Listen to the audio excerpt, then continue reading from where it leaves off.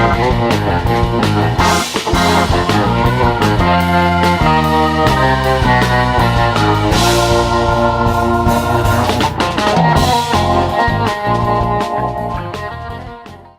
what's going on tonight? It's Tuesday night, 8 p.m. on the East Coast. That means it's time for Proper Royals Live. If you didn't see the thumbnail, which would be difficult for you to click through if you hadn't, but in case you didn't, Kai from LUCAS LANDON ROYALS will be the guest tonight, and we're going to do a little scenario, play through a scenario where we have $5,000 to spend on a recessive project that we're going to build. I don't know why my camera's jumpy. I'm like, in the green room, it was all good with Kai just a minute ago. All right, if it doesn't improve, I'll fix it here after the intro in just a moment. Let's go through some news and updates. Welcome to all the new subscribers on YouTube. The channel's been doing really great. I appreciate everybody's support.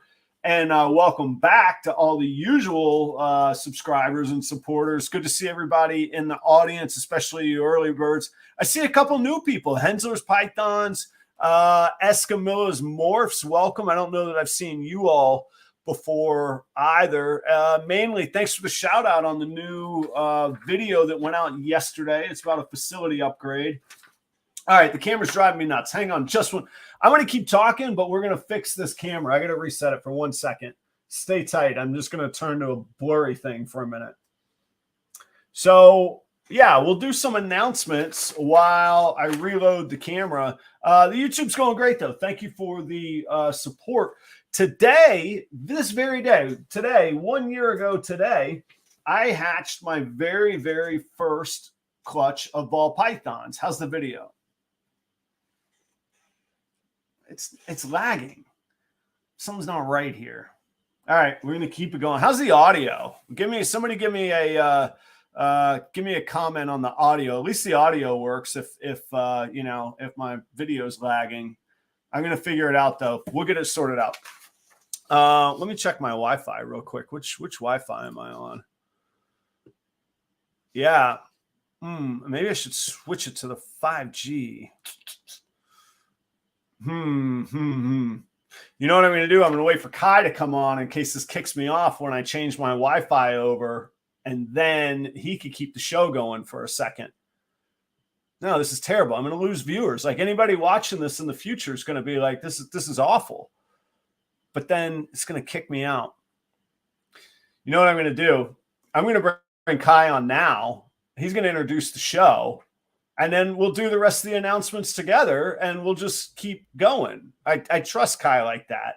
So in my blurry hand motion, this is crazy.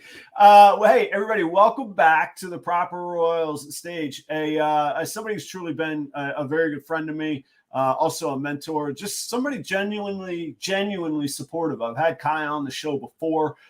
He's always gracious enough when he comes back, although I think it's been since December or January that he was here. Nonetheless, we're going to fix this camera. I'm going to welcome Kai to the show, and we're going to kick off this $5,000 challenge scenario. There's not actually $5,000 anywhere, where we build a recessive project.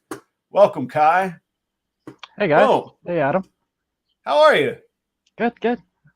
Will you vouch for me? Like, we were just chatting for the past 15 minutes, and I wasn't moving around like a slow-mo matrix, right? No, you were good earlier. I don't know what happened.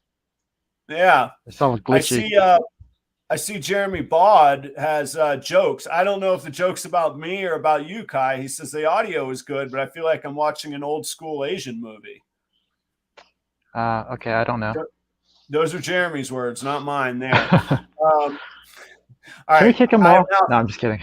Yeah, exactly. We could ban him if we need to. I'm now completely frozen. All right, Kai, I'm gonna let you give the groundwork while I mess with the Wi-Fi real quick, guys. Bear with me. We're live in case you were doubting it. All right, Kai, if I lose you, I'll be back. I promise. Okay. All right. Sounds good. So, guys, Adam reached out to me, and he wanted me to come on the show, so I was like, awesome, because I've been wanting to come back on the show for a while, and he was going to come back to me with some ideas, but after watching Adam and Steven on one of the older lives, where they basically started a ball python breeding project with $10,000, I always wanted to do something like that as well. With Adams, but instead of doing the same thing, I thought let's change it up a little bit. Let's start a recessive project with $5,000. Now, there's not a lot of, I guess, constraints or criteria around this. We kind of kept it vague so that, I would have my take on it.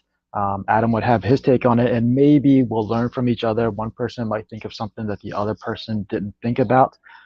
But the $5,000 is mainly for the snakes. So it's not going to be for the racks or the food or the substrate or the water bowls or anything like that. It's $5,000 is dedicated specifically for the snakes. And for me, I chose $5,000 because I thought that would be something that's realistic. People might have $5,000 available to them. They might have, part of that money, and then they can work to save up more for the rest of that money, or they could, like if it was me, if I needed $5,000, I could probably do some grocery bag some groceries, flip some burgers or something like that for a few months, and that would give me the $5,000 I need. We don't have to spend the $5,000 in one shot. It could be throughout the entire year. It could be within a week. So I'll just leave it at that. It looks like Adam is back, and I'll let Adam take over. My sincere thanks. All show persona aside, this is the stuff that happens. And Kai, thank you very much. When I was introducing you, I hope that the audio went through. You were one of the very early people that supported me and was willing to come on the show. And you were literally one of the very first people I ever saw on ball python YouTube. And I've told the story many times, but I was watching his DIY rack builds. Are you going to talk about the pre-drilling holes again? Yeah, I love it. I absolutely love it because it's a meticulous nature that I applied in the kitchen and to food and to service. A fork always goes on the left, a knife always goes on the right. And you're always serving from the left, you're clearing from and that's me. So Kai was building a PVC rack and measuring out very precisely, and then pre-drilling PVC. And oftentimes when you pre-drill wood, it's so that you don't crack it, but you could never crack PVC. So he's pre-drilling, just being spot on. I'm like, this is the guy I'm going to learn from. If anybody is going to have their act together, it's the guy pre-drilling PVC on his racks. So check out his DIY videos. And now, Kai, I'll stop talking about you in the third person like you're not sitting right there. And so it's been 1 year. Today was the very first clutch of ball pythons I ever hatched.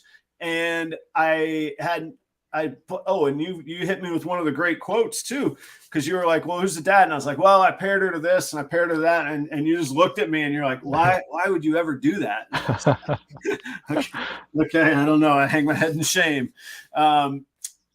Shout out to, I don't recall her actual name, but Instagram user called Mussels and Fish bought one of those first hatchlings, and she just sent me a 1-year-old birthday picture of her pet snake. So I love getting pictures from the customers, and I'll post that on Instagram tomorrow, but that's cool. Also, the video that just came out was the 300th video on my channel. I'm not saying quantity is quality, but I'm saying there's a lot for people to watch. If you want to check out a channel, if you haven't subscribed, you could do that.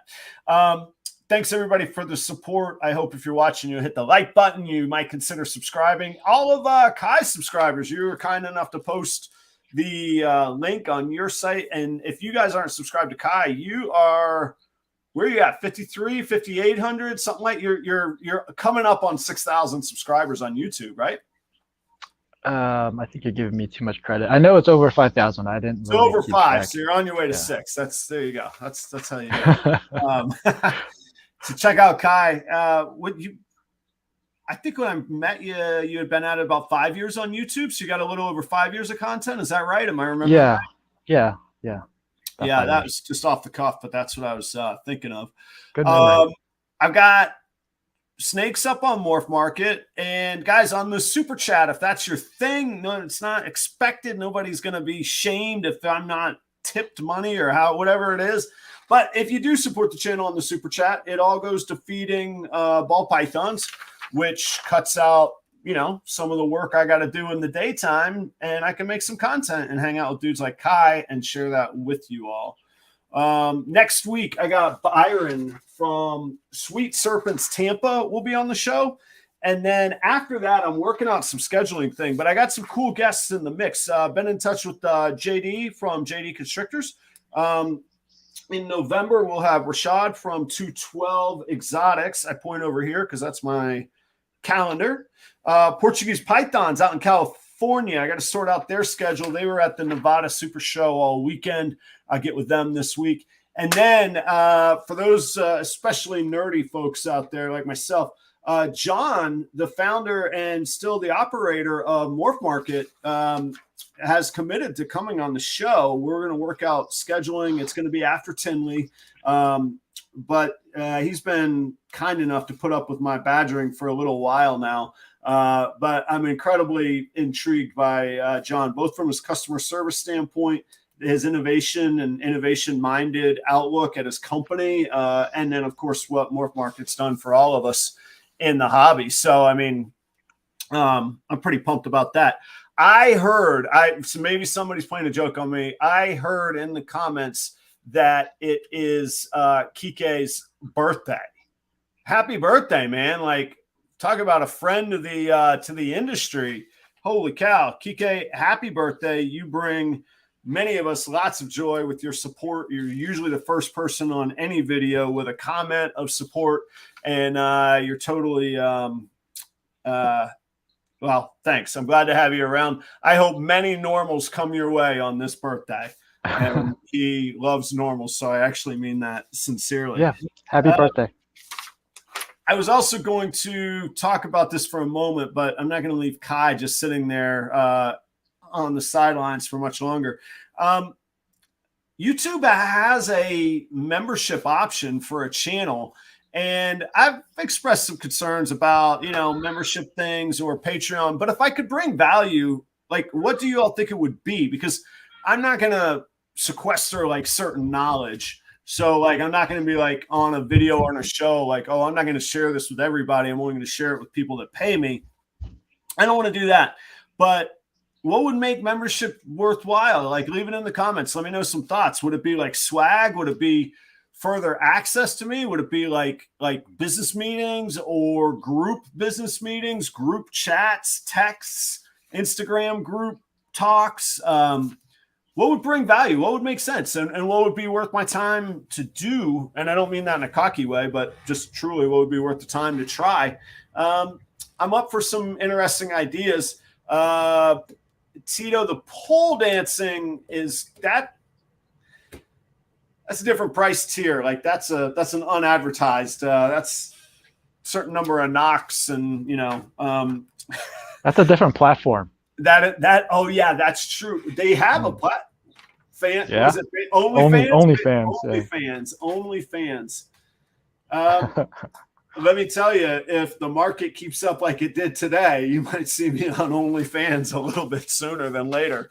All right, guys, let's get on with the show. Enough with the announcements. I think we got the camera tech issue figured out, and I think I heard blips of Kai giving a little bit of a rundown. So, $5,000. Let me say to anybody who's new watching this, who's going $5,000, I'm not going to have $5,000 to put into snakes, because I remember a moment when Chris Hardwick was said the word making a ball python investment, and I was like, this guy doesn't know the difference between an investment and luxury, just spending money, and I blew him off, and but I kept watching the video. And then he kept saying this thing about Morph Market. And I was like, what is this? Morph? What? And then I went to Morph Market and I was like, holy cow. Like, I realized prices are one thing and what people are buying things for is a different thing. But let me tell you from first-hand experience, people pay a lot of money for snakes. And it was at that point where I was like, okay, I'm going to figure out how to play this game. And so while I don't take $5,000, and Kai, I think you were alluding to this as I was signing back on, I don't take $5,000 for granted. And I don't think anybody ever should. I mean, that's a lot of money and it could be life-changing for some people. I think there was some study recently that, you know, some alarmingly high X percentage of Americans wouldn't be able to pay a $500 surprise expense right now. And so that tells me that if we're talking $5,000 spending, we need to acknowledge that, but we also need to come from a place of gratitude that we can even think about that. And as Kai said, this could, and I did hear Kai say this, it could be over some period of time. Don't feel like, oh, because you can't go out and buy Adam's list of snakes, that somehow you're less welcome in this world or in this place. Because it could be overwhelming. I remember the very beginning being like, this is madness. I'll never pay $1,000 for it. Other than my family, these guitars are the only thing I would ever pay for something that price. And I will say that I've now paid quite a lot. I've paid far more for my snakes than I have my guitars. But it builds up to it. And hopefully if you watch the show long enough or hang out in this community long enough, you'll see that there is a path to both cash flow, but also profitability. So it could at minimum be a hobby that pays for itself. And at best, it could be something that you work towards for a business or revenue stream or part of your livelihood. So there, now that we've put that context in it, because I am not somebody that just flings around $5,000. How do you want to go about this? What thoughts would you put into, what are your general like macro thoughts, Kai, for what would you be looking for, considering at this point in time, this moment in time, if you were starting a recessive project? And we're starting from scratch, or are you starting on one? When you say project, you talking one specific gene, or are you talking recessives in general? I was doing one specific recessive. Okay. But like I said earlier to everybody, I said we kind of left it vague. So if you have multiple recessives or you want to do doubles and triples, that's fine too. I took it from the perspective of if I had no recessives and I had $5,000 to build for the future, was sort of my context. So we got two different perspectives here. And Miller High says he spent almost $60K this year. Get it. Like that's got to be fun. I don't care who you are. That's got to be cool. That's got to be fun. Yeah. Shannon, you've spent some money this year too, man.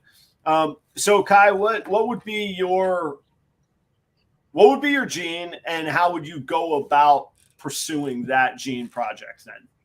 Okay. So yeah, like I said, I was taking it as I'm starting out and I want to focus on one recessive gene, but I think what we're about to talk about still can apply if somebody was already into a recessive gene and they just want to add to it, right? So what I thought in the beginning is, with $5,000, I want to make sure that I have at least one male, and we know that one male can breed to multiple females. So we want to make sure that we get as much use out of him as possible. So I definitely didn't want to do just a 1.1, one male and one female. I want to do, one male to 3 or 4 females ideally. And I looked at some of the recessive mutations out there. I think things like Puzzle and Tri-Stripe are just a little bit too expensive right now. If I try to go that route, I probably wouldn't get as many females as I want. Mm-hmm. So I looked at some of the other ones. Desert Ghost, it was kind of iffy. Pieds I could definitely do. So I decided to go with Clowns because the unpredictability of putting different codoms and layering codoms on a clown is just, I think there's more unpredictability with Clowns than with any other recessives, right? Like if I have a yellow belly pied and an orange dream pied, and if I've never seen a yellow belly orange dream pied, I can kind of envision what it would look like. And then when I finally get it, it's like, okay, I'm like 90% there. Like what I envisioned is what came out. But with Clowns, I think there's unpredictability there. So I thought Clowns would be more interesting to work with. And it was in the price range. So that was my thought. That's a great point. And I like It's a point I'm going to bring up too, or in my own way. Clown, I think has such a long high, like longevity and high ceiling because exactly what you're saying. It doesn't look like any other pattern wise. It does not look like any other ball python morph. And that's not just to like nerdy breeders who can define every little morph. That's to a new pet owner walking up going, what is that? Like, if you didn't study the shape of the body and the head, you might even think it's a whole different snake kind of, species. And I actually thought until recently Clown had to be coming to some sort of end because it still has its own sort of look and pattern. And then I started to see what a gene like Acid does to Clown, which is totally pulverized that pattern. It's totally different. And then, like you say, you could start every time you find one new thing that gets done with it, you could start the whole process over. You go right back to layering Yellow Belly on top of that Acid. Or and there's a couple genes like that where it was like that. Yeah, I got to look closely, but that doesn't really even look like Clown, So anyhow, that I would agree with your point on that. Yep. So like a spot nose, you see what a spot nose looks like. You see what a Wookiee looks like, but putting both of those on top of a spot nose is like it's like I would never have imagined it looking like that. Yeah. So that's why I picked Clown, because I thought it'd be more interesting to work with. But keep in mind, I do like Clown, so I don't mind picking Clown as my recessive gene. But for those of you guys who are thinking about starting a recessive project with $5,000 or however much money you have, make sure you pick one that you like. That's really important, because you don't want to open up a drawer and be like, I don't really like pies. Why did I pick this one? All right, so let me ask you this, though. On the one hand, you got to really love what we're doing, and I would always advocate that. On the other hand, maybe there's a little part of you, maybe one of the little whispers in your ear goes, you got to figure out how to get your money back on this. This is serious cash. This is I'll be honest, up until probably 4 years ago, $5,000 was more than I'd ever paid for any of my vehicles. And now that is personal choice, but it's still a lot of money. So would that play into it at all, that you feel that the market is strong too on the Clowns, or you're totally just loving it with your heart and feeling like you're going to figure it out if you love it? No, you do have to find a balance, but I think it's easier with recessives, right? So like I said, I mean, I could have done this with, a 1.1 puzzle, right? Like a visual puzzle male and a visual puzzle female, and call it a day. I'm pretty sure I'll make my money back, after the first clutch. So I think with recessives it's a little bit easier. You don't have to put as much of that mindfulness into the investment side and making your money back. Yeah. But if you were doing it with codoms, then it's like, oh, I need to pick that one special codom and make sure I have all these other recessive females to breed into. Like, there's more thought that has to go into it. I think if you're doing codoms, recessives is a little bit easier. You can take some of that variability out of the equation. Yeah, and I think, tell me your thoughts. I think you have more of a time horizon with recessive as far as market stability. I think the ups and downs of codoms move relatively speaking, they move at least twice as fast, because you can create something new every season with that codom versus recessive line breeding is going to take you longer and longer on that. With codoms it's more stable. It's like a mutual fund, right? With recessives it's like a mutual fund, but with codoms it's more like stocks, like volatility up and down. Yeah. And if Justin posts up another video with some codom that we never heard of before, or something that's really old, all of a sudden that codom skyrockets.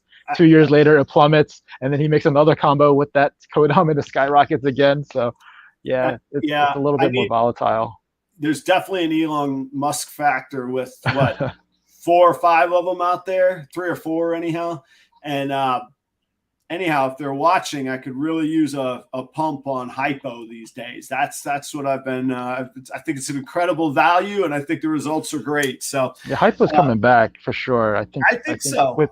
with Ozzy working on the Super Orange Dream Hypo Pied stuff, like those animals look amazing, and I wanna make some of those animals too. I've got some hypos if you're interested. Let me know. They'll be Okay. on Morph Market this week. Okay. Hypopides? Hypo Mojaves. Hypo Mojaves. I do have one hypopide I got from Alan at Creme de la Clutch. Actually, I did Oh, pick nice. up a hype, and he's a mature breeder. He'll be in action real fast this year. So what? Okay, so continue on. Where do you go, or did you? Is it just? I don't know how specific you got on your. I guess I went off the deep end today. I was like, I feel not intimidated. I feel like I have to bring my A game with you, Kyle. Like I can't screw No, I'm pretty around. sure. I'm pretty sure you have your stuff. We were talking backstage earlier. You have like pictures and notes, and I was telling Adam the only thing I have is this little piece of paper that says why. It just reminds me to give you guys rationale whenever I tell you what I'm going to do or what I'm thinking I want to do, like to give you guys reasoning. So, yeah, add some more to your understanding of why I'm doing certain things. But I think right now, like, do you want to just jump in and start talking about like what animals you would pick? Well, here's my thought though, because I want to pick your brain on this. Because here's and one thing I was going to mention in the intro. Those of y'all that haven't seen the show, and then those of y'all that have, you'll at least be able to hopefully back me up on this. For me, this show is as much about my own education. I go find people that are like way smarter at ball pythons than I am. I'm pretty good at picking people's brain and learning, but that's what this show is. And then we all learn, and I learn from the chats and like guys like Alan and Charlie from Rager and A. Jeremy Warfel's been a huge help to me. Jeremy Baud was in here earlier. There's a ton of you guys. Even Tito, I see him every week at Tradesman Exotics, but I learned stuff from him. So, what? Let's just talk hypothetically rather than specifics. What's a female breeder clown going to run you right now? Just a straight, or would you get a straight gene? Would you get a female visual, or would you go with a bunch of hets and then buy the most stunning male that you possibly could? What path would you go on that? Well, like I said, I would want to do a 1.4, ideally, so one male to four females. Yeah. But I would settle for 1.3. My other strategy or tactic, whatever you want to call it, is to start with visual females that have at least one codom each, right? So for example, like an Enchi clown. Enchi makes a great impact with clowns. It does really well together. You can definitely see the Enchi in a clown. So somebody who's new to it, they're not going to mistaken a regular clown with an Enchi clown, so you can definitely identify it. So my first female would be an Enchi clown. They go for like $800 to $900 on Morph Market. So I did my research there. I know how much at least they cost. So Enchi clown would be my first female that I want, and it could just be a hatchling. Talk about this strategy. Why do you want one visual with one codom? From a what made you be so specific about that? Okay, so having at least one codom in the pairing. I'm sorry, having at least one codom with the mom allows you to double that up every season, right? So if I have an Enchi female, I can now make super Enchis when I put her, her offspring back to her, right? Whereas if she was just a clown, then I can only make Enchi clowns. I can never double up because she doesn't have anything to contribute. Yeah. So that's why I want to have at least one codom in the mix. And I can talk a little bit more about what codoms to pick in just a second. But the second female I would go for, actually, you know what? The first female, I thought about using Orange Dream Clown, but like I said, Enchi just has a bigger impact. So you can identify that much easily. Also, Orange Dream, it's a little bit hyped up. I remember a few months ago, they're like $1,800 for one. Now they're like $1,500. You can even find one for like $1,000, but the ones that I saw for like $1,000 weren't the best quality Orange Dream Clown. Yeah, there's a big range on OD. Yeah. So that's why I said that's why I'm thinking I'll just stick with Enchi, something that I can definitely identify, something that is pretty much equal across the board. All the entry clowns are selling about like $800 to $900 each. So that's the first female. The second one I want to go with is I really like fire clowns. However, the problem with fire, what we talked about earlier, is if I wanted to double up, I end up with a white snake. So I'm actually limiting myself if I get a fire clown, right? So instead of fire, I'm going to go with vanilla clown. They go for about $900. Yeah. And with vanilla, you can double it up. You don't lose all the pattern and everything. It's not a white snake. It's a super vanilla, which we've probably already seen. So a super vanilla clown we can potentially make down the line. So my second one would be a vanilla clown. And my third one, I thought I would just go with a female banana or coral glow clown, because even though there's like this negative connotation with bananas, I don't really know why. I think they look awesome. I guess it's because it's sex linked, but having a female banana clown, you don't really have to worry about it being sex linked. Right. It doesn't really apply if you start with a female. Yep. And you know, you can still double up on bananas. It just becomes a brighter banana. But I'm not really going after that. I'm going for like that inverse color effect, right? So you can produce something like drastically different just by having the oranges and the purples pop out right in the traditionally black areas. Yeah. Right. And then when we get to the males, or male, not males, just one male, then you'll see why I chose banana, because there's another reason for that. So yeah, like the whole idea of having at least one codom in the mix is so that you can double up on it in the future. I also try to stay away from codoms that produce an all black or an all white or something that with neurological disorders and things like that if you double it up. So, so those are my tactics or strategies as to why I picked those females. All right. Then, so with your 5,000, you're sticking with the 1.4. You think five snakes is a good number for you on yours with that? Yeah, like I said, ideally I would have wanted a 1.4, but with the females that I picked, I think I already blew like, so let's say they're you know, after shipping they're like $1,000 a piece. So I'm really only left with $2,000. Yeah. Right. And I could pick a male with a couple codoms that's a visual, or my other option is to go with a het. Because my 3 females are all visuals, I can have the option of going with the het male now. Right. And my strategy with the male is to have as many codoms as possible. And with the males, I can pick things like yellow belly and fire and black pastel or cinnamon and those things, because the male is not going to be reused over and over again like the females would be. I could potentially use the male, breed them, get a visual version of that same male, sell the dad, and use the son for the following season. And I think in the very first interview I did with you, how many times have you been on the show solo? Just once or twice before tonight? I know you've been on in a group time. Anyway, twice at least solo. What's that? At least twice solo. Okay. So on one of them, you said, you know, sometimes you get attached to the females, but the males, they just go. I was like, what do you mean they just go? You're like, well, you breed them, you reproduce the thing, except better, and then you don't need the dad. And I was like, yeah. And then really ironically, one of your old breeders I bought from another guy here in Jacksonville, and I sold him this week. He's gone. Yeah, he did his job, right? He did his job. He was great. And shout out to Pat up in Massachusetts. Actually, there's a little bit of a funny story as a sales hook to reassure people that maybe I'm being honest. I usually say, hey, this is my YouTube channel. If it helps, this is me.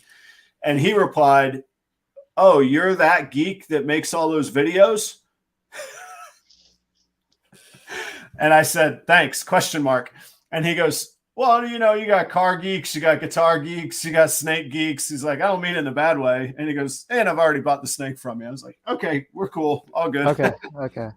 So anyhow, that animal is up in Saugus, Massachusetts now. Oh, cool. So the Yeah, females are full-time employees and the males are contracts. yeah. Get the job done and move them on. Yeah. All right. So what codoms are you looking for? And that's an interesting point. So and you brought up on I'm kind of taking notes here myself. So in the males, you don't necessarily care if they have the all white genes, all black genes, or well, no, you would want to stay away No. from the neurological anyhow. But the all white or the all black ones, because you're never going to have that in your females, is what you're saying.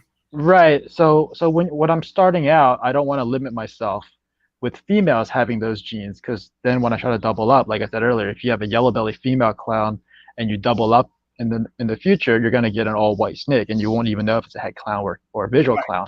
But on the male side, like we said, he's going to be a contract worker, right? He's going to do his job and then he's going to leave. So he's going to leave with all of his all black and all white genes, and what you're left with is still one male with an Just all one. white, all black gene leading to those females, which won't double up. So with the male, I could pick something like obviously I want spot nose yellow belly. That's an awesome combination. Spot nose yellow belly. I can do like fire, which is an all white gene if you double up, and I can also do black pastel, which is an all black gene if you double up. So I can have all those 4 codoms in a het clown, because the visual clown is probably going to be like $7,000. So Right. head clown is kind of run me around $2,000, maybe $2,500, right? A little bit of negotiation here and there, or you just wait a little bit while because you don't need the mail right away. So you might be able to wait a little bit and have the prices drop a little bit. So I think that could definitely work with those 4 codoms and as a het clown male. And if you think about it, if I breed him, so let's say they are grown up now. Can we skip forward? Is that okay? Yeah. Okay. We can't play this out in real time. We got Definitely not in real time. We don't have right. 3 years. So Right. let's skip forward. Let's just say like things all work out. All the females are, eating well and they've all gotten to their size. The male is definitely at his size that he's able to breed now. So if I breed all of those, if I breed that male to those 3 females, obviously I'm hoping for those same 4 codoms that the male has, but as a visual clown, plus that enchi from the mom and the vanilla from the other mom and the banana from the other mom. So I could potentially, like, I would try to hold back 2 of the offsprings, the 2 most powerful offsprings that are males, right?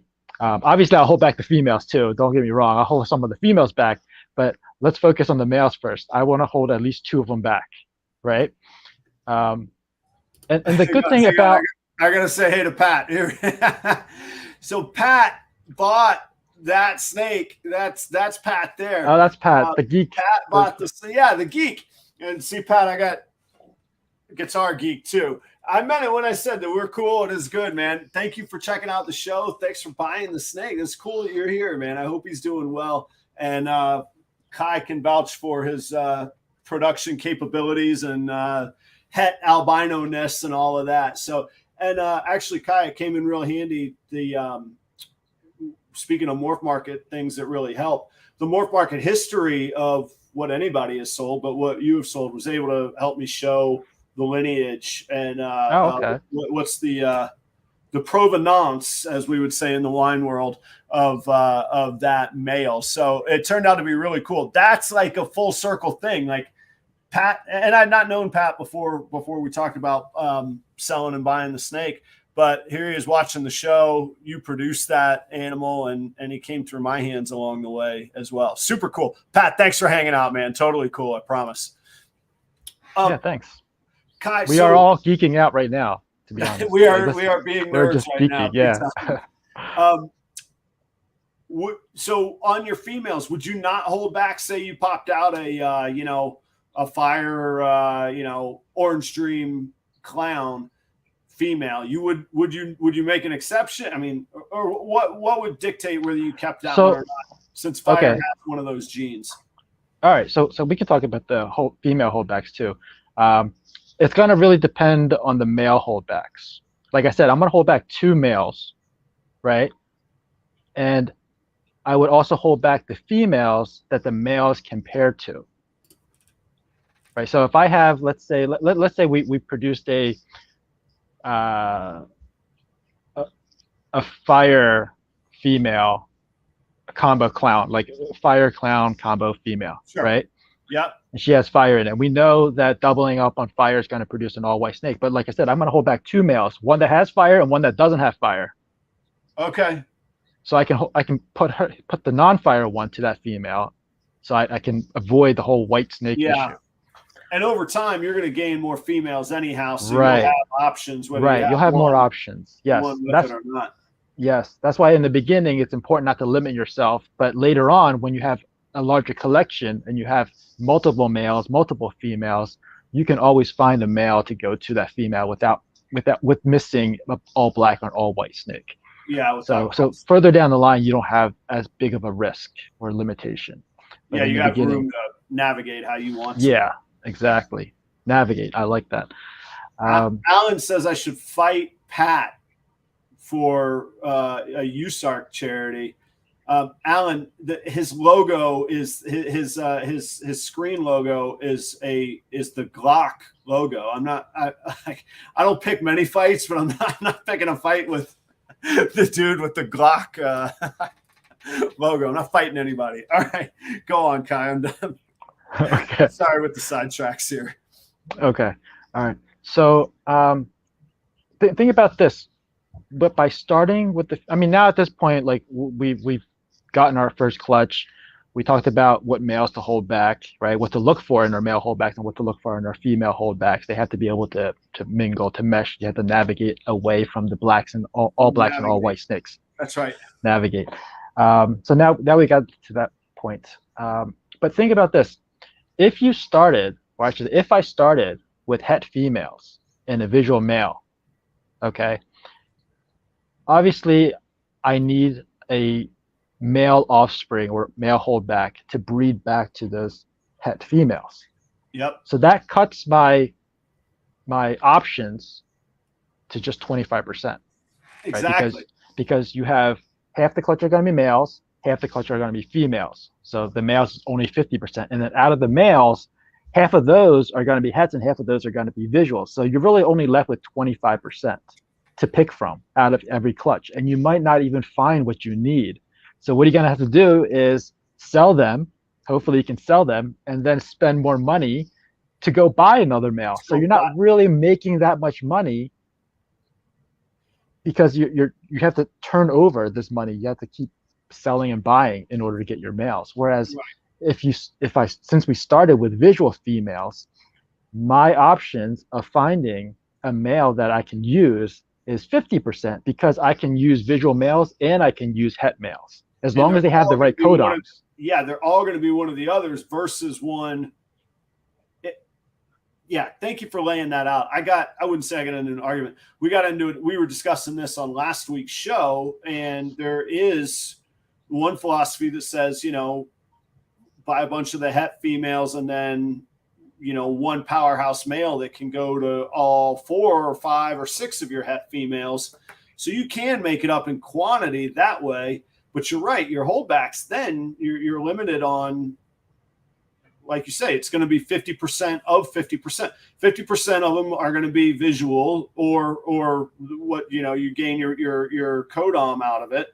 But then only half of those, odds-wise, are going to be the male of the 2 possibilities. So yeah, you're down to 25% versus the other that would be just a straight 50%. Male or female. Right. And the other, I guess, side of the argument where you start with het females and a visual powerhouse visual male that is a visual is I don't want to say cheap, but it's less expensive, right? It's less expensive to buy 3 het females and 1 visual male. But since we have $5,000 and that's a fixed number, that's right. We don't have that issue. Exact. Yeah, that's true. Well, and you're right. Sometimes you got to do with what you have resource wise. And you can definitely do the het female route and the visual male route. It is cheaper in the beginning to get started, but in the long run, you are not going to have as much profit, as much gain, and you're not going to excel in that project as quickly. You might, if you're lucky and you hit, those visual males with all those codons, that does happen, but there's a less chance of that, right? Because your options are less. You're only dealing with 25% of every clutch that you can pick from. Whereas if you went with visual females and a het male, then you obviously, ideally, you want the visual male that has all the codons, but if he doesn't, you can still look at the het males that have those codons, and he could still work to push your projects forward because all your females are visual. So you'll never have to deal with pos het, 66, 50% pos hets. Yeah, that and so I'm guilty of both paths, but I am at the place right now where my goal, I will achieve finally. It will take me 3 seasons though to eliminate the possible het clutches.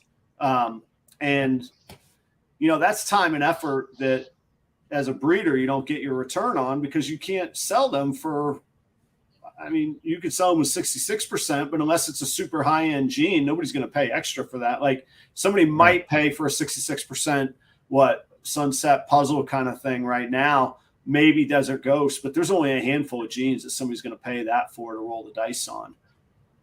All right, what more topics or what details did you need to accentuate on the processes here?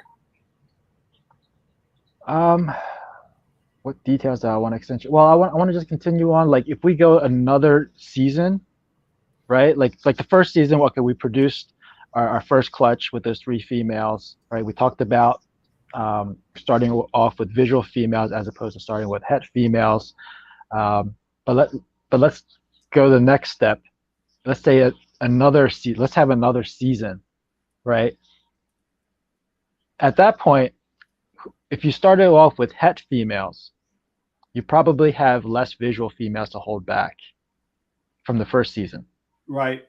Oh, so now you're on the third one. Yeah, they're coming up. So now you're on the next season where we're 2-3 years down, where those have already grown up, right?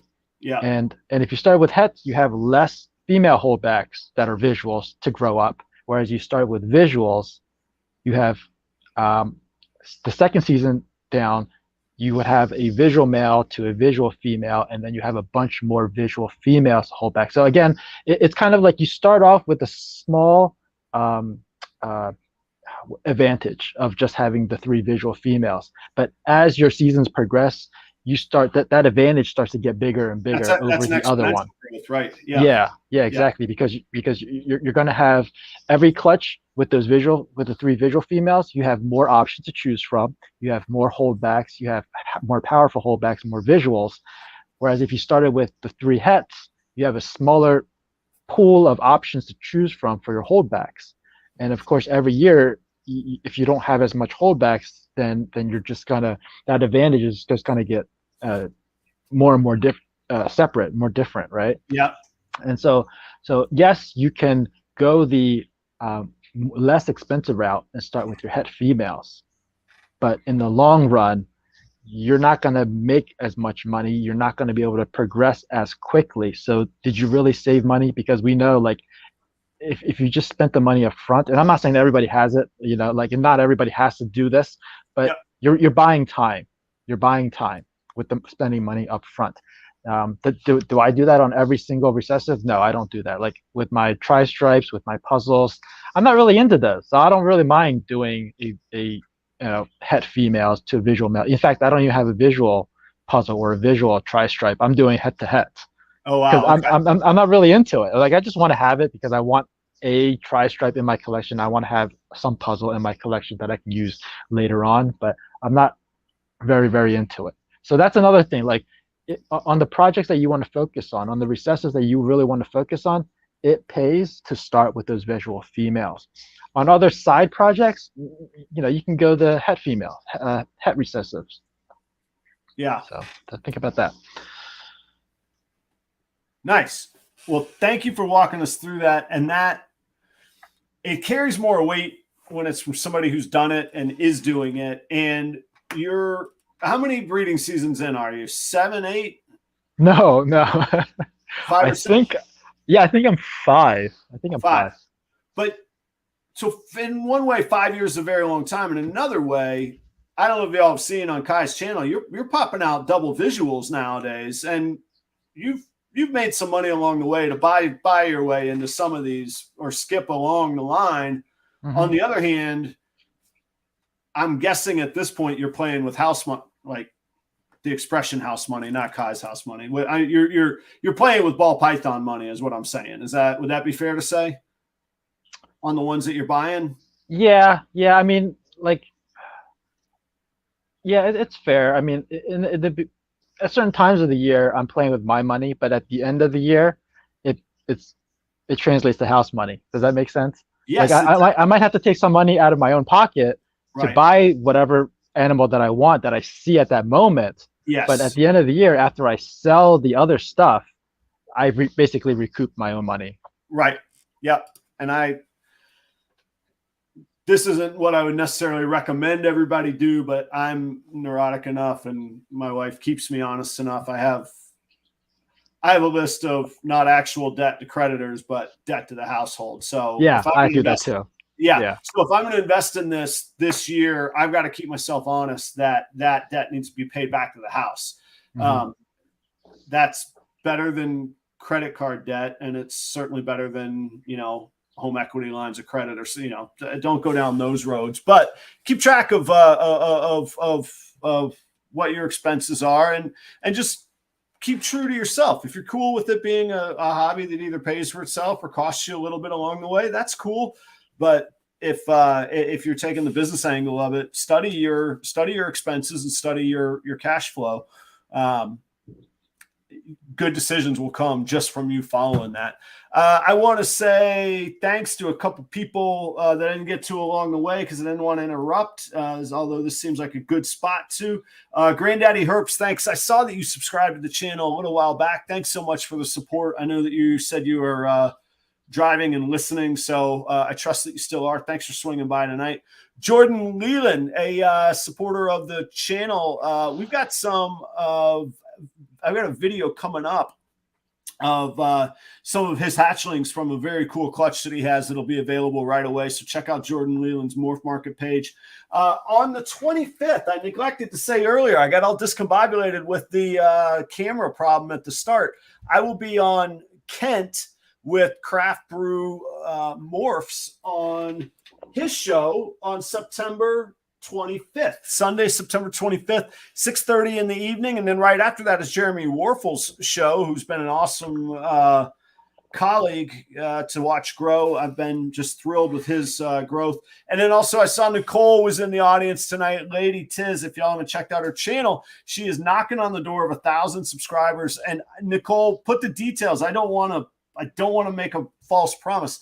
I believe she's running a sweepstakes or a contest for all of her subscribers up to when she hits 1,000 for a plane ticket and I think an entry ticket, but certainly a plane ticket to Tinley, to Chicago. Go to the Tinley show with Nicole. Like, we're not talking about giving away a double het mail here for the 1,000 subscribers. Like, you're gonna go to Tinley with Nicole. So check out Nicole Tisdale. Lady Tiz is the YouTube channel. Check her out. Knocking on 1,000 videos. I got to check this out. I heard an announcement that Morph Market has partnered with a genetics company. That's pretty cool. Dr. Seidel was on the show not long ago. I had to get her back on, see what's going on out there in that world. And I will talk with John about that when he does come on the show later this year. All right. My take on the $5,000 challenge topic here. Oh, yeah. Lady Tiz, Nicole says flight to Tinley and some snakes. Like, killing it. What a killer ambassador for our world, our industry, and for these animals. Fantastic. Chris at BNS Reptilia, also been an awesome friend of the show. So thank you very much, Chris. We got to talk business. We'll be in touch soon. $5,000 to start. And I hope I can pull this off. I have to learn how to share my screen window, but I'll get there. So Kai's sticky note said why. So I'll start with my why. for me, over time, I've developed a philosophy, and I had some friends over this weekend that, they're all blown away by the snakes, some in good ways, some in bad, some terrified, but I tried to explain to them like that we're breeding for pattern, color, and contrast usually. So these are the things that we're always trying to improve on. We're always trying to brighten the color. We're always trying to expand increase the contrast. And, different patterns get us going. So on those grounds, I started thinking, and I took this from the standpoint of we didn't have any recessives, or maybe we were just starting out in ball pythons altogether. But I didn't see it as exclusive to one gene. I got to straighten this little sound pad back here. It's there we go. I'm going to tack it into place. Get some 3M Velcro tape. Yeah. Stick that on there. There we go. I got a little screw right there. I just need to tighten it down. I should have pre-drilled it. That would have. I don't know if the pre-drilling will help, to be honest. Okay. So I said to myself, what are recessives? So we were talking earlier, recessives are seem to be a more dependable long game, a little more stability in the market. So I myself, from my own business and investing style, snakes or otherwise, I like proven commodities. I have a fairly low risk tolerance, so I'm generally not on the cutting edge of expensive, unproven investments. This is just me. And I like things with staying power. I'm okay if, as much as I would love to be filthy rich, I'm okay if I'm not filthy rich, but if I'm progressively making more and more money. I'm happy to be the tortoise rather than the hare, because I'll get there eventually. And especially if you do it right along the way. So hearing things like buying the female visual up front pays exponential dividends down the line. I like exponential dividends because I intend to live a long time. And if I don't, I'm not going to care when I'm dead. So I may as well plan to live for a long time. With that in mind, with $5,000, I felt I could get started. I took a little different path, but not a whole lot. I actually went for a 2.3 combination. Like I say, I'm a little risk averse, so I like to have a backup plan. So I have 2 males. I have 3 females. The recessive genes that I went with are Pied, Clown, and Desert Ghost. And I did get 4 females. The 4th one, though, is double het, but has 4 codoms in it. So playing a little bit of both sides of the coin here. And let me see if I could share these properly on the screen. I think I can. Let me see here. I certainly have them pulled up. Chrome tab. Oh, yeah. Oh, this perfect. Oh, all right. Hang on. Here we go. All right. So the first female I'd start off with, I found a 900-gram pied female, no extra codoms. That's a great detail, Kai, that I'm gonna take some knocks on along the way. But here's what I got for my 5,000. I say I went with a 2.3. I went with a 2.4, not a 2.3. 2.4 combination. So my first one, and these are all on Morph Market as of about 3:30 this afternoon, guys. So if you buy one of these snakes, mention that I sent you, and maybe they'll, you know what I mean? Are you showing this? Because I'm not seeing it on the screen. How about now? There we go. There we go. It's loading. I see it now. I was building the anticipation. Gotcha. Sorry. And I honestly don't know how to unshare this, so we might look at this for a little while. And I'm sorry, I'll stop fidgeting with the mouse. So here is a pied. Some things I look for when I'm buying. I look for a seller that has ratings. They don't have to have huge ratings, but they are a premium member, which is nice to see.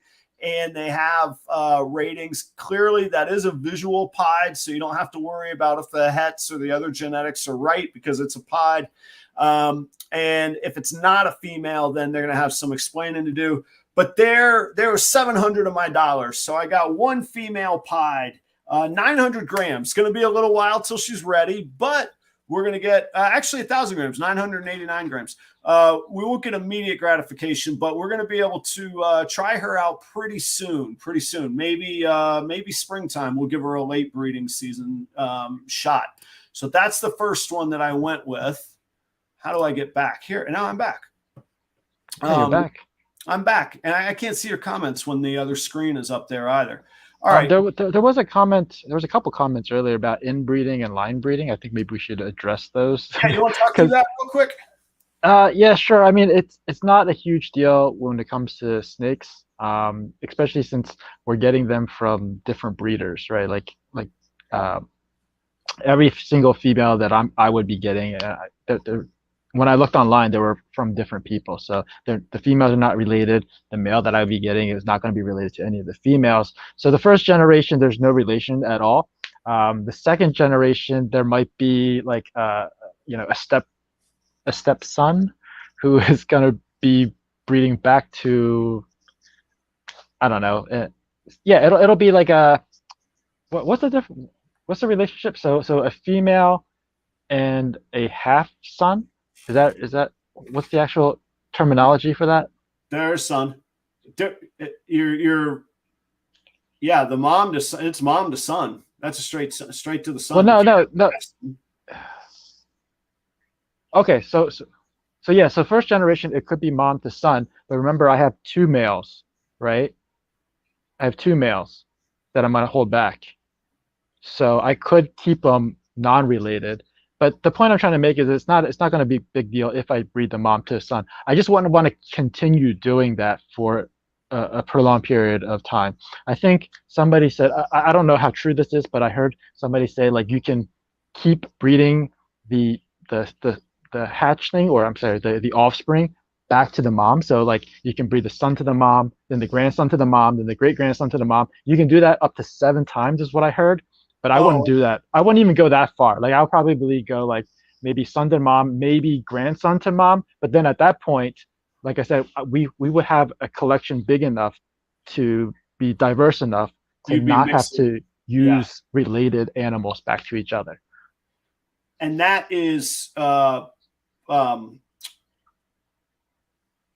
I right? That was the same, at least with the cichlids I had as a fish. That was the same. So with reptiles and fish, that seems to be much less of an issue than say a mammal. You know, with say dog breeding or something like that. We wouldn't want to do that. Yeah, you probably wouldn't want that, but nature has its way of preventing that. Like if you, I don't know.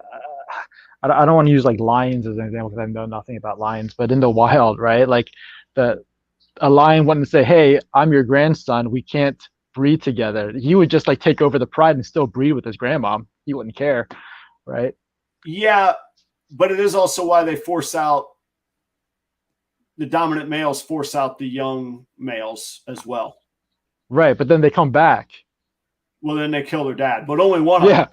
Right. Yeah. All the others go out and kill somebody else's dad or whatever. Right. Okay. Right. All right. So on the line breeding, that's what we're talking about. And yeah, I saw that comment. Yeah, mainly that is what would be considered as inbreeding with mammals otherwise. But yeah, that's that line breeding on there.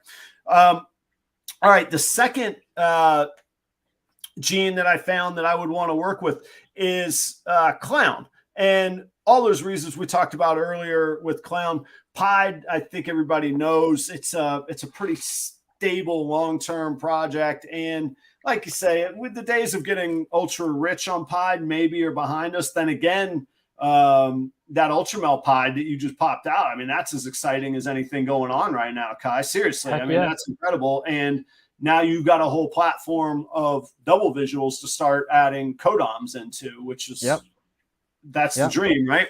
So one pied female, my second female, and let me see if I can get quicker at sharing because I've got a little ways to go, would be that I would purchase, and this one is available or was available this afternoon on Morph Market.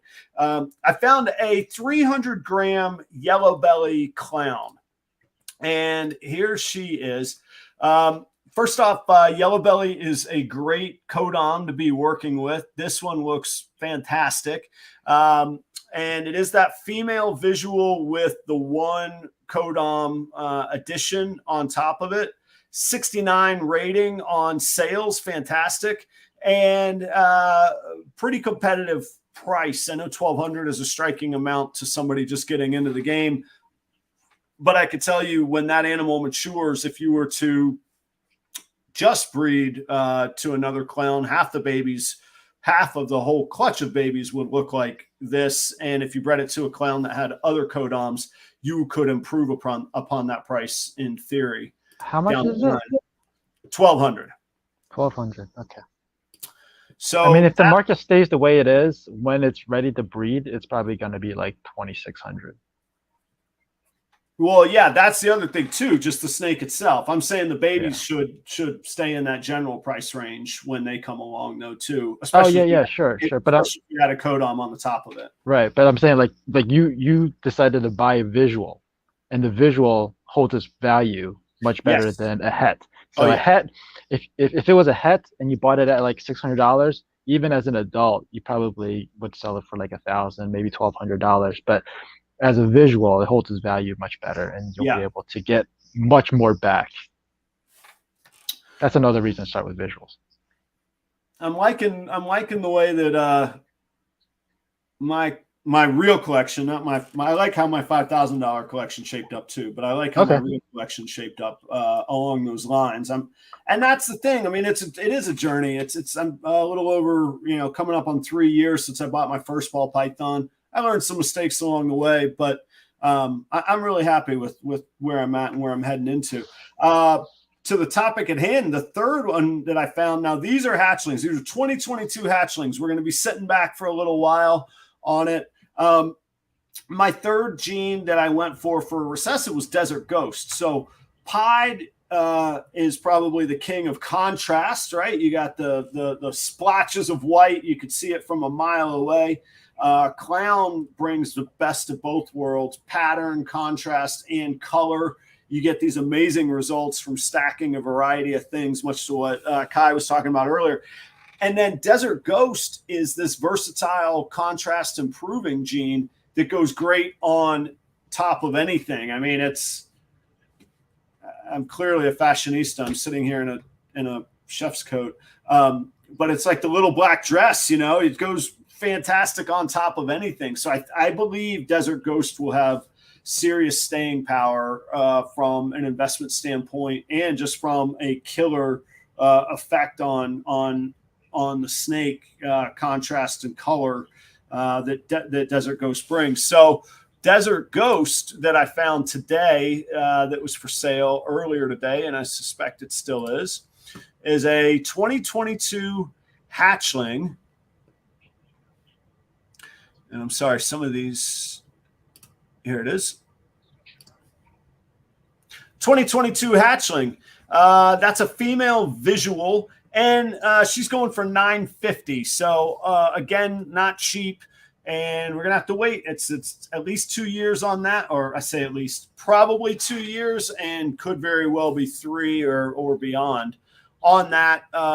Again, we got a 16. We got a rating. They're a Morph Market member, and it was a fair and competitive price as far as what the market is today. So I picked up the Desert Ghost female for my third female. For my fourth female, I am actually going to wait to show the fourth female at the end, because what I did at the end when I got my target recessives, then what I did was I took whatever money I had left over and I went and found the best female I could for that price. I said, all right, Morph Market, it happened to be $750. I said, what is $750 and what's the best female animal I can buy for $750? I'm going to buy her. So we'll come back around to that. Males. Again, to a lot of Kai's points earlier, males, you can stack genes and get a better return, bang for your buck on that. And I actually went with I found a stacked double het male. Slower out of the gate, but give me a little bit more versatility, and hopefully in the visuals that I produce and the holdbacks being more powerful over time. So the first male that I found on Morph Market, he's going for $900. And I'm sorry, this is a little clunky sharing the screen. I thought it would be a little bit quicker, but I'll get there. It's probably user error. Yeah, here we go. We got a Leopard Enchi Fire Het Clown Het Pied. And it's from, buying double hets is dangerous. I'm going to show you one that I didn't buy that is clearly mislabeled. And if it's mislabeled on Kodoms, I'm not going to buy it for fear of it being mislabeled on hets. However, Bomb Projects is a very, very well-known breeder. Only 12 rating on Morph Market, but I could tell you Bomb Projects, very well-known, very well-regarded. I would trust buying this animal from Bomb Projects. Also very accessible. Bomb Projects, he's got his own YouTube channel. And again, very well accessible, not going anywhere, well-established. I would buy this animal. Leopard, Enchi, and Fire are kind of three of the really nice building block genes. And to Kai's point earlier, I do not have any Fire in any of my females. Now, I do have a yellow belly female, so I need to be careful if I were to buy males in the yellow belly complex, but I do not have that right now. And Leopard and Enchi are foolproof, man. You put those with anything, you're going to get really, really fun results. So let me share the one that I was considering buying, but I did not trust the breeder. And that's kind of a side discussion, but let's talk about that real quick. So this snake is listed as, where is it?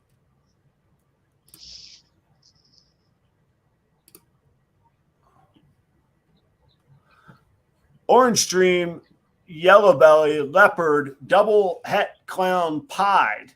It's not the best picture, but I can't really judge people on that, but take higher resolution pictures if you can. But now look here on the genes when you go searching for it. Orange Dream and Yellow Belly, yeah, that matches the listing. But in the gene traits, it shows Fire, but in the listing, it lists Leopard. And it's a little all over the place. And I just don't feel good investing in the double hets if, they're just coming across disorganized. Everybody makes mistakes. How many animals does this seller have? Listed? Yeah. Couldn't tell you. You can go to his profile and see how many animals he has. Is he has a lot, or is it just a few? They have six ball pythons listed. I was gonna say sometimes when people have a lot, they use the import feature, and that sometimes takes a guess as to what you're trying to do. But he only has 6, so I'm pretty sure it was just a mistake. And again, we're all human. That's not fair. But the reality of the market, when you're in a marketplace with tens of thousands of options, it's just that quick that a buyer goes away. That could have been the perfect snake. Mm-hmm. I never know because I found the next most perfect snake, So that's something to keep in mind for all of us. That's just a lesson for all of us right there. Rob M. Is Adam saying you can't trust a seller from New Jersey? Yeah, I've not actually bought anything from Kai or Charlie. 0 for 2 so far. You bought something secondhand, though, right? I did buy them secondhand, and I absolutely used your pictures and your Morph Market page to sell that snake when the buyer inquired. Once they inquired, I used it. So I bought a Leopard Enchi Fire Double Het Clown Pied. The Double Het Clown Pied is, I probably don't have to explain it, but it's quite useful because it could go to my pied female and it can go to my clown female. And now we're talking some really cool, incredibly cool potential. A Leopard Enchi Fire Clown out of the gate for your first investment clutch would be an absolute huge victory. I mean, that's better than anything I've produced. I wish I had thought this through this way, 2 years ago, 3 years ago. Right? Yeah. I mean, that's and throw Yellow Belly on top of that. I mean, that would be a many $1,000 clutch. You would make just on that pairing, you would make your $5,000 back quite easily if that were your concern, or you could hold back an absolute gangster army. The second visual that I bought, male, was I found a Desert Ghost visual male. And this is one example from earlier. I didn't need it, but it was a nice to have as a backup as well. It's also 66% het clown. I thought the price was fair enough, and that a double het ghost, Desert Ghost clown is going to be pretty steep price right now. So maybe you get lucky if it's a true 66, and if all those things we just talked about with the other seller, we felt better about this seller. Let's check out the listing here. It's AIS Reptiles. I'm not familiar with them / Pidetopia. However, they've got a rating of 76, which is very high. Great pictures. Took a long time, put an extra description, gave the history of the pairing, and lots of information. I'm feeling really good about buying from this person. For $500, you can get a visual Desert Ghost for a little bit less on a male hatchling. I thought it was worth rolling the dice since we had a budget of $5,000. We're doing pretty good so far. So I went ahead and rolled the dice, paid, I think, an extra $50 is probably above market price that I paid for that 66% possibility on that. So at this point, now I have two males. I've got a Leopard Enchi Fire double het clown pied. That's going to do business with my female pied visual, my female visual yellow belly clown. And now I have a Desert Ghost that's a hatchling. Kai, to your point earlier, we could have waited a year and a half. Desert Ghost will probably be cheaper in a year and a half from right now. Mm-hmm. Maybe we wanted an immediate gratification. Maybe we just said the $5,000 had to be spent. There's no real rules here. So we could have held out on that, very much so on that. Take my word, those 5 snakes together came out to $4,250. So I had $750 in my fake account, fake snake account right now. And what I did was I went and looked for what I thought I could find the best female available out there. And I went for a few things. Now, best is, of course, subjective. I didn't, on my initial investment, I didn't want to double up with genes that I already had. So we Codom. So we had Yellow Belly, Leopard, Enchi, Fire, and that's it. Those 4. Those really, really great 4 to start with. So what I ended up finding was a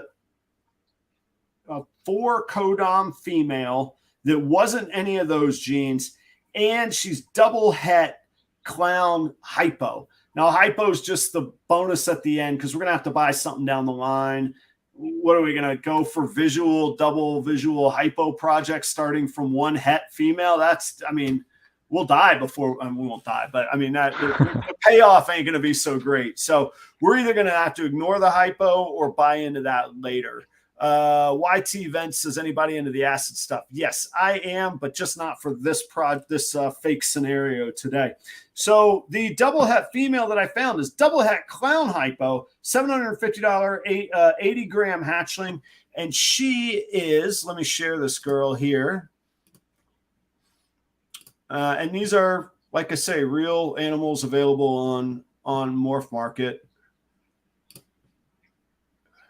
Oh, and you know what? Sometimes, also to your point, Kai, sometimes there's just the cool factor. This snake is a cool snake. Check it out. That is an Orange Dream Cinnamon Pastel Lesser. So we get 4 more Codoms. We get another het clown. So we're gonna have to do a het to het pairing on that. Taking a little bit of a long road on there.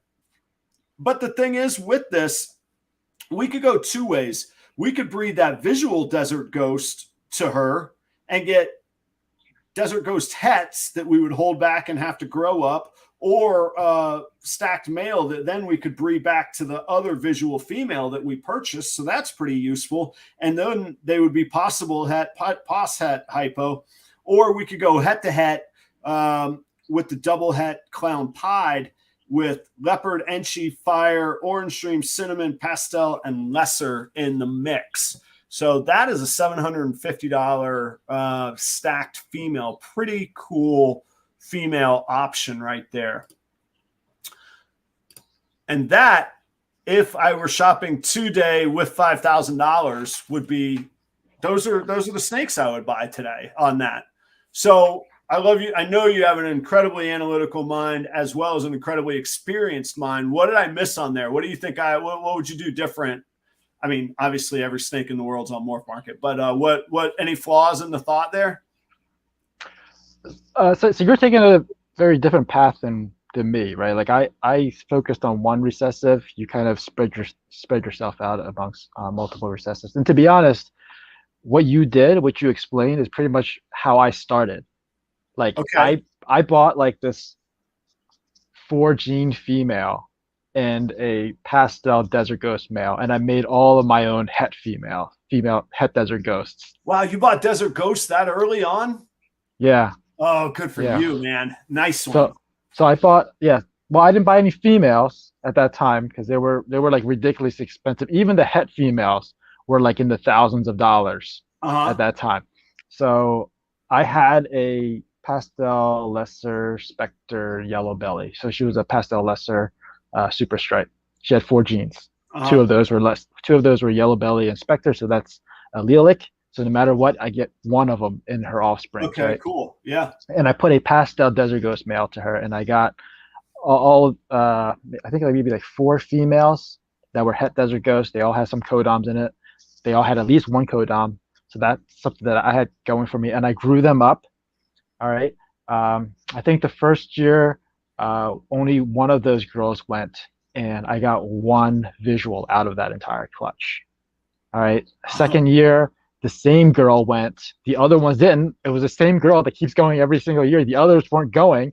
The same girl went, and I think I got like 2 or 3 visuals out of that clutch. One of them actually went to Granddaddy Herps. The other one went to Phil at Finger Snakes. And then this season, she didn't go at all, but her sister went. And out of that clutch, I think I got 4 desert ghosts out of that clutch.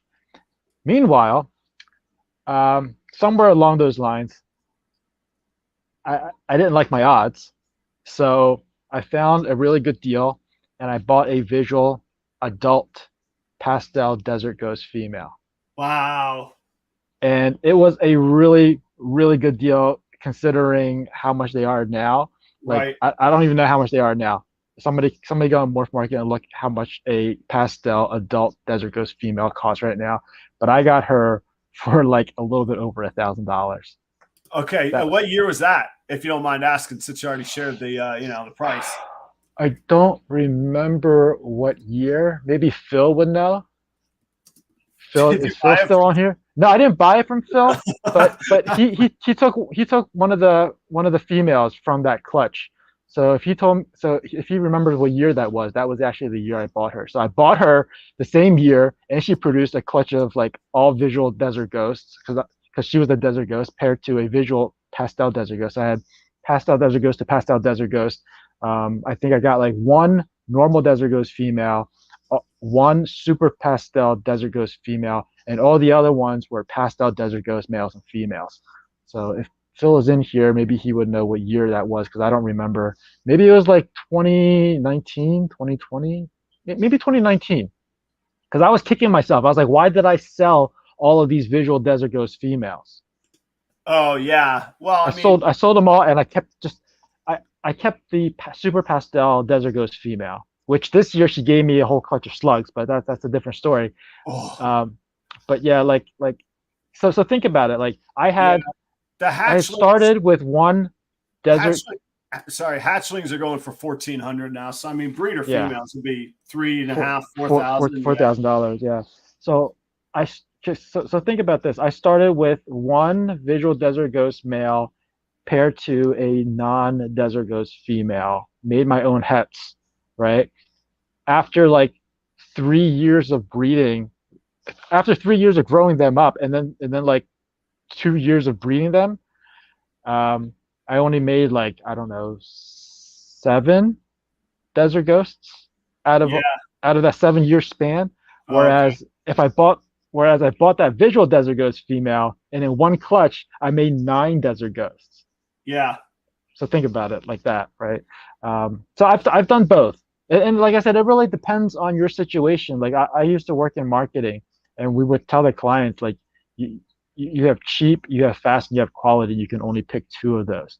And some clients who have a lot of money in their budget might pick quality and speed because they have the budget to Right. afford it. So Right. that might be the best option for them. Whereas if you have another client who doesn't have a big budget, but they were smart enough to come to you way in advance, so they have a lot of time, then they can pick quality and cheap because you can spend a lot more time building it for them on their budget. That's so like I said, you're exactly right, and that's the fact that what was it, last week, 2 weeks ago? It doesn't matter. Flawless Exotic Creations. I mean, they put in $100,000 before they ever had their first clutch. Fast and quality. I would love to be fast and quality, but I ain't got $100,000 to put in right now. And honestly, I'm the kind of guy.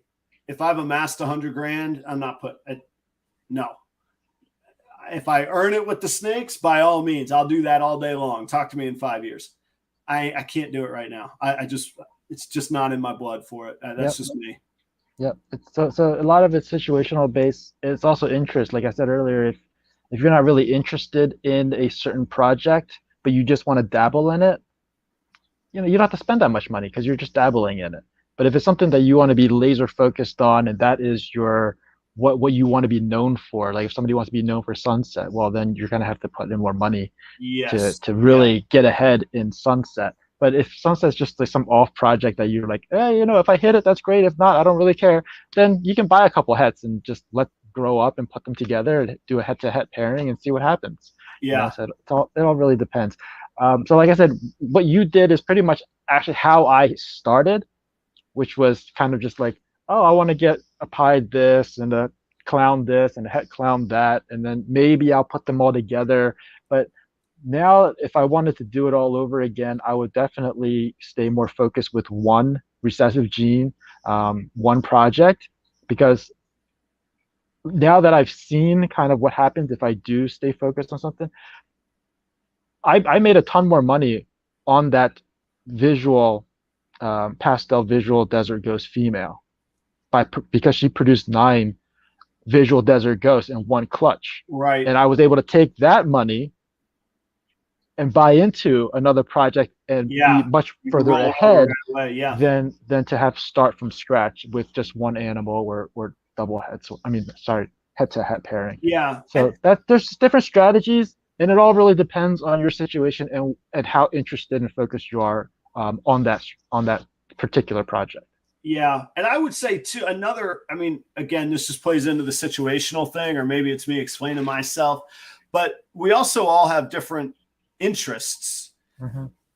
I don't have a YouTube channel on real estate, but if it comes down to a real estate deal or a snake deal, I'm going real estate, man. Like that, I have experience in that. This is the first time in 14 years I haven't had a rental unit. Like, I'm not rooting for any economy to fall apart, but man, if it does, I'm ready to go. I'll just be honest about how things are. So I'm not taking that money and putting that towards snakes when, I have a proven business model that I know works for me. So there's kind of tiers. But on the other hand, I would say right now I would buy snakes over guitars because I can only play one guitar at a time, and I can make just as much money with one guitar as I can 12.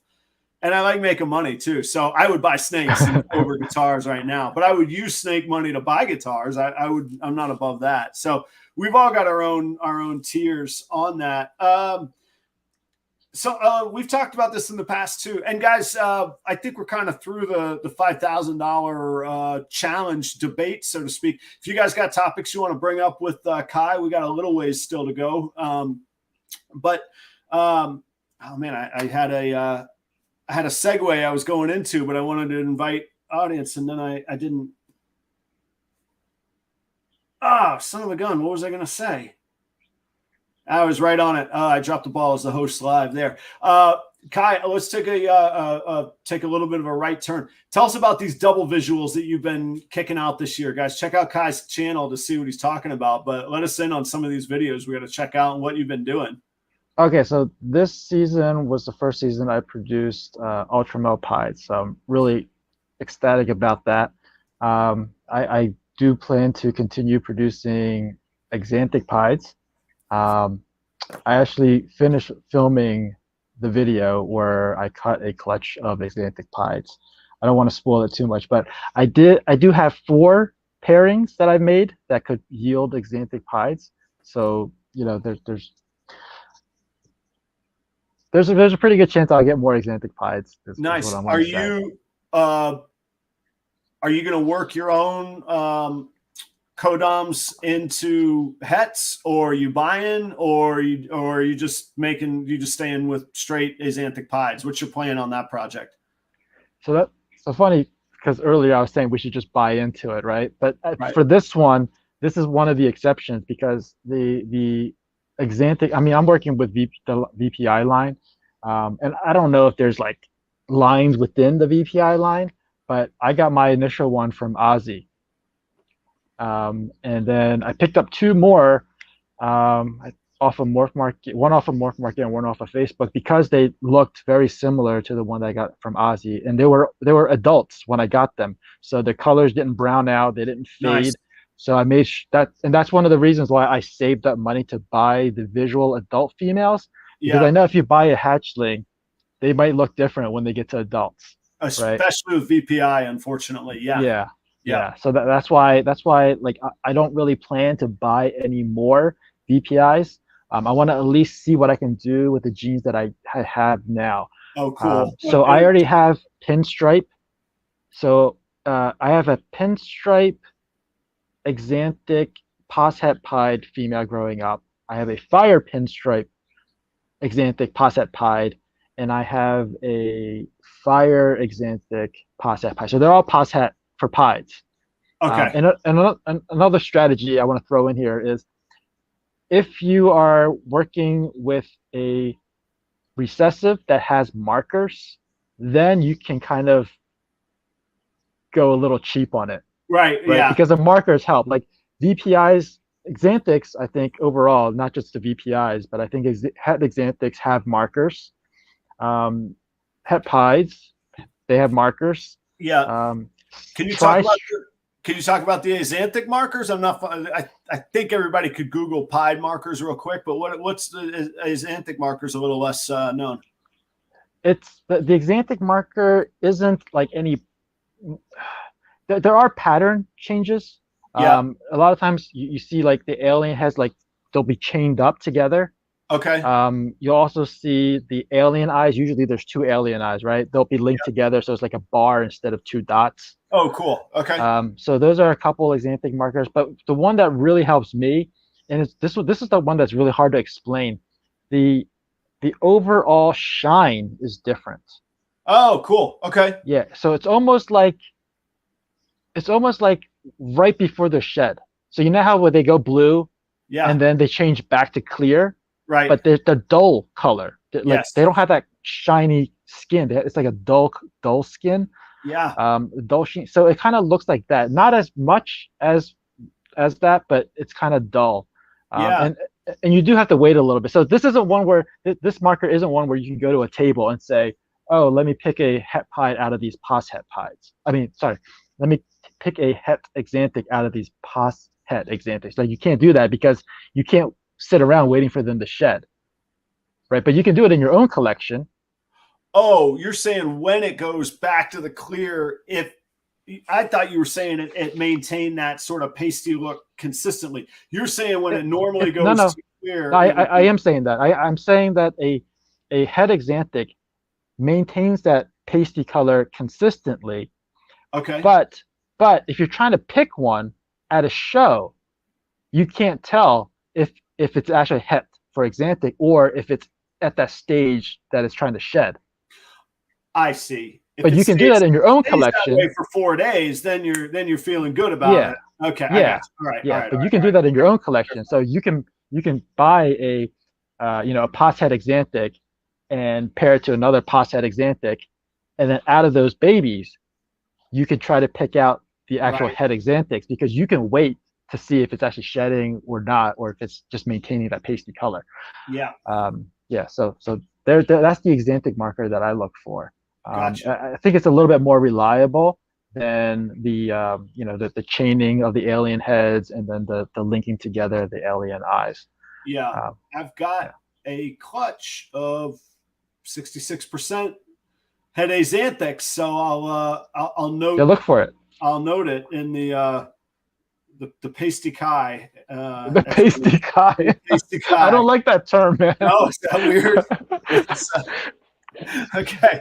But yeah, like I'm trying to keep my Xanthics that I have, work with the ones that I have, and get more codoms in it. So like I said, I have pinstripe, I have fire, I have pastel, and I do have a female that's growing up.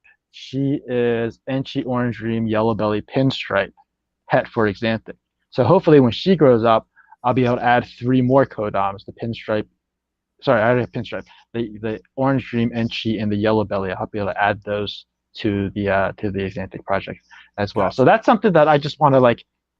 That's more of a journey type project, right? Because I could very well go and buy one. Like we could save up. I could go work another job, and I can go buy that double visual Xanthic pie that has Orange Dream or Enchi or Yellow Belly in it. But I don't know if that one's going to brown out when it gets older. Yeah. That's why I want to maintain my own Xanthic line within the Xanthic line. Well, and I see that with already in mine, in my very few, short experience, I already see that phenomenon with Orange Dream. I have a male Orange Dream that's absolutely phenomenal. 7 of his babies, they were okay. They were nice. They were Orange Dreams. But one of them, far and away, I mean, you don't have to be any kind of expert or explain anything, Pasty. You just walk up and go, that one right there. So I kept her, and I'll breed the dad back to her next year. And fortunately, they're both het pied, so maybe we'll get some really cool results out of that. But that's a really strong case for that not buying extra or other examples, but also the line breeding that we were talking about. The thought that escaped my mind that I stumbled on earlier when we were talking about investing and what investments to make, you and I have had the conversation before too, of the totally unique to each individual equation of time, space, and money. If you got 2 jobs and you're sick, you don't want 14 projects going. If you got all the money in the world, or you have great passive income coming and you got 500 square feet of a converted garage, maybe you buy a few others. And again, just another case in point of the individual, what you're excited for and what resources you have. But, and like I said, what you're excited for. Like I probably am squandering a little bit of opportunity in all the diversity that I own. I absolutely love it. It keeps me excited. So if it keeps me excited and more engaged, that's better than too, for me. Yeah. I think I don't want to say COVID was a good thing, but like in many ways, I mean, I think everybody knows now because of all the stuff that happened and all the sales from COVID, because of people were home and getting stimulus packages and things like that. But it helped the breeder a lot as well. Like for myself, and I'm not just talking about the money aspect of it, but I had a lot more time because I used to commute an hour and 40 minutes to work, right? And while I'm at work, I can't do any of this stuff, right? But now, in between meetings, I just walk over there to the other side of my house, walk into the snake room, pull out a couple of trays, check on them, see if anybody's gravid, clean up, do a little spot cleaning. That cuts down my workload when I actually do have to go clean the snake room. That cuts things down by a lot. Just be able to go in there and spot clean here and there. Yeah, it does. I do the same thing. Anybody that's watched my video, on the other side of that computer that I'm pointing at is the snake room. The incubator's right there. So yeah, even just, all right, check. I shouldn't say this. check my morning round of emails. Okay, everything's cool. I'm going to refill my coffee, and I'm going to check one rack and mark what needs to be cleaned. All right, at lunch, I'm going to check the other rack, mark what needs to be cleaned. By mid-afternoon, I'm done with my work, and I know what needs to be cleaned, and I'm off. I agree with you. Yeah, and then that way, you have more time, right? You have more time, so that now you can say, oh, you know what? I can probably add 5 more to my collection, or I can hold back more from this season, so that I could have a larger collection, push things further, push things faster, have more diversity. So it comes back to what you were saying earlier, is like, if you have the time and you have the space, you can use those to your advantage. Or if you have the money, you can use that to your advantage. Yeah. And I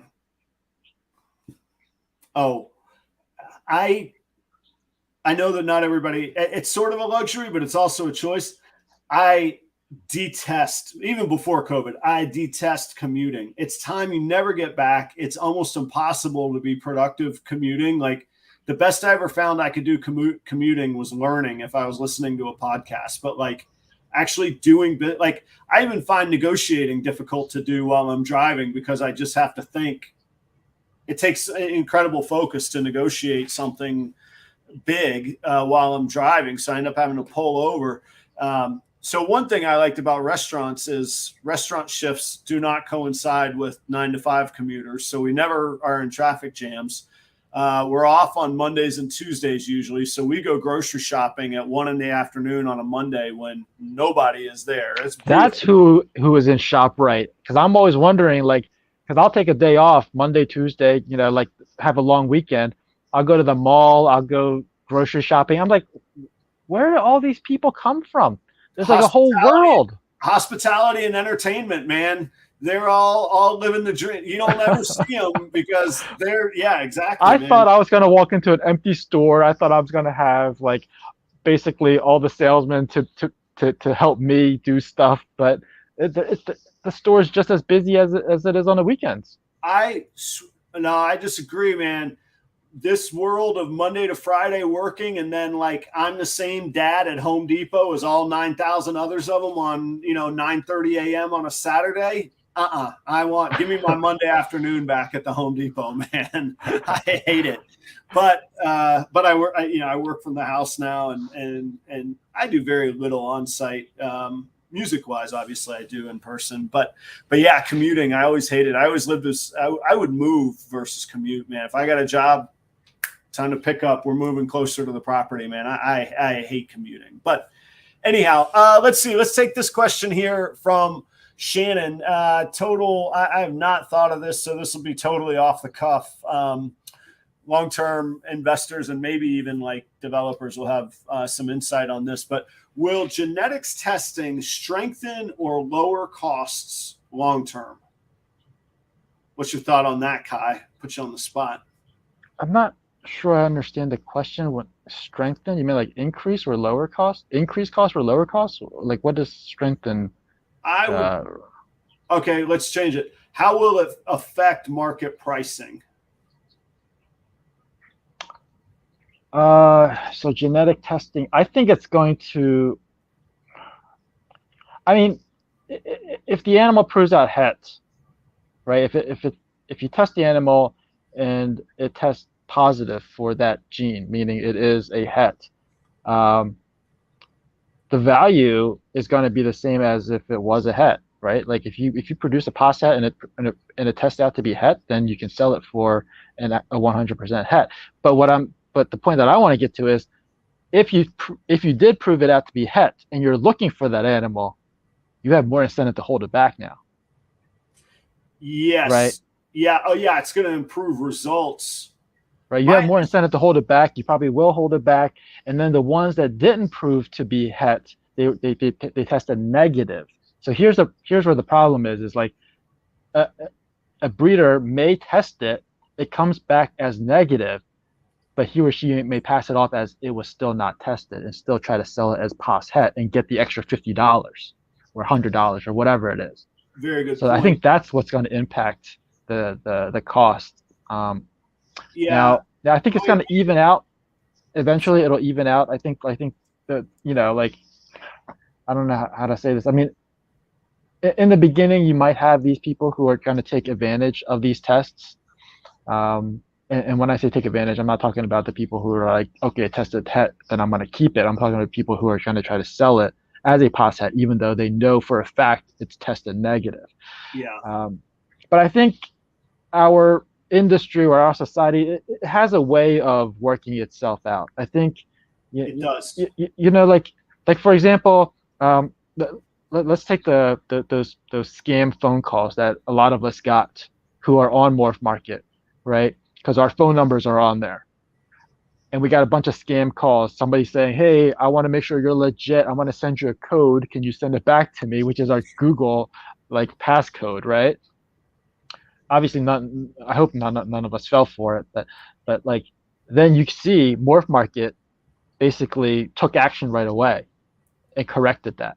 I think with genetic testing, it's going to take a little bit longer to correct some of these loopholes or whatever, but I think it'll get corrected somehow. Like somebody's going to create a new platform. Maybe Morph Market will have like you mentioned earlier. Morph Market is partnering with genetic testing, right? So maybe they'll have something in play there where it prevents that kind of action happening. So maybe like the animal that gets tested, like if I have a POS het and I send it to the genetic testing, and that genetic testing facility is associated to Morph Market, maybe they'll post the results, so I can't lie about it. Yeah, it's how do you tie it to an individual snake without the visual patterns being readily identifiable on the shed that was tested? Is, the certificate of authenticity it needs to be tied. cool. I know what you're saying. Yeah, You have to have some kind of reference to show that was right. the actual animal, because otherwise you can still say it was never tested and try to sell it as a POS het. Yeah, I suppose that maybe they have a tier that you could actually take the whole animal to them, and then they could tie the picture to the result. Would be an interesting tier potential. But my point in all that is not to undermine this system. It's to say you still are going to have to come down to trusting the breeder. You're going to have to weigh a lot of those things that we did in that example earlier.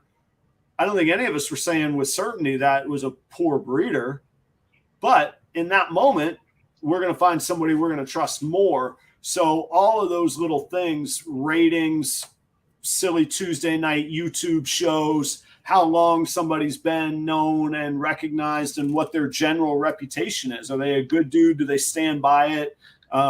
If I say that a snake came from Kai, can I back that up? All of those things, you're still going to have to take it as a totality of, the sum of the parts, even with that testing. I think I'm with you. I think the benefit's going to be to the breeder who goes, yes, I'm keeping it. Yeah, I'm keeping it now. I'm not wasting my time. I'm not risking. The risk level just went way down. Yeah, I think, and the impact to cost, I want to clarify that a little bit. So if it tested out negative, then obviously you wouldn't be able to sell it as a het. So the cost of that animal is going to come down a little bit. But also keep in mind, you may be holding the 100% hets in your collection. So as time goes by, those are probably going to get sold at the prices of a 100% het. So I think it's going to balance out in the long term. This is an interesting take long down the line. Economic forces here from Granddaddy Herps, who also has been at this. This is somebody I very much respect. People will breed hets to non-hets and test all of those. It'll force recessive prices to drop from the extra supply. Interesting. From Simple Economics says, higher supply will drop the prices. They'll breed. I gotcha. And then test those. So one of the the magic question is, what's the price point at? Because it's got to be cost effective to single out what. Does anybody know what the price point on this is? Are we talking a $20 test, a $50 test, or a $100 test? Because that would eliminate some this would make some of this discussion moot because it's not going to make sense to genetically test a possible head hypo, so to speak, at $100 price point, whereas a possible het sunset, you're going to do that all day long. Okay, Brandon. Thanks, Brandon. Brandon says $50 was the last I was quoted. So your higher end ones, I think that's going to happen. I think the lower end ones is still going to be and I say lower end, financial, economic lower end is still going to be the Wild West that it is right now. Interesting. I'm going to have to look in. Brandon says, I'm 100% not sending in my double het Ultramel Clown Pied man. Yeah, it's approved het pied. Exactly. Yeah, we're not going to have interest in doing that. So the high end of the market, I think Granddaddy Herps is exactly right on. The mid low end tier, it's not worth the $50 in the long. Again, take the time. Blah blah blah. So interesting times though, and I always marvel also, like in our industry, what a time to be alive.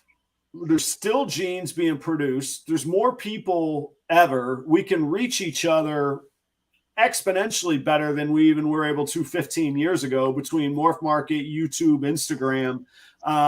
And here's, by the way, thank you all. There's 55 of y'all hanging out nearly 2 hours. We're 8 minutes away from 2 hours in. So cheers to you all. We got above 60 viewers for a little while as well. Fantastic.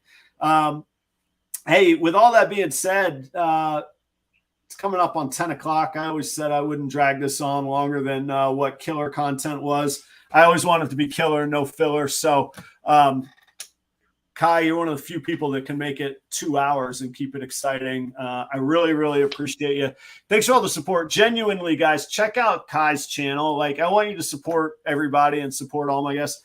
Kai's been fantastic to me when he definitely didn't owe me anything. He still doesn't owe me anything. But I greatly appreciate it. I look forward to meeting you in person one of these days and having a drink or, hanging out or whatever. And I truly hope that we get to do that sometime soon. Thanks for all your help. Continued great success, man. You deserve all the double visuals you can get. You're a good dude to the hobby. You're a good dude to me and to this community. Thanks.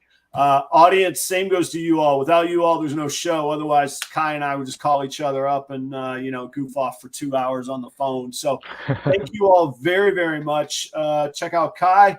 If you made it this far, consider certainly liking, consider subscribing. Every Tuesday night we do this. Next Tuesday, Byron from Sweet Serpents. Check out Craft Brew Morphs. I'll be on Kent's show on September 25th. And I'll see you guys in the YouTube universe or whatever the hip thing is to say. I'm going to hit the music. Thank you all very, very much. Kai, thanks very much, man. Stick around for just a second. I'll see you all very, very shortly. Oh man, I took the music off the thing. Oh, I got to go get the music. Maybe we'll just end it. I'm going to say good night. No outro. I'm ending the broadcast. Cheers, everybody. Bye, everyone.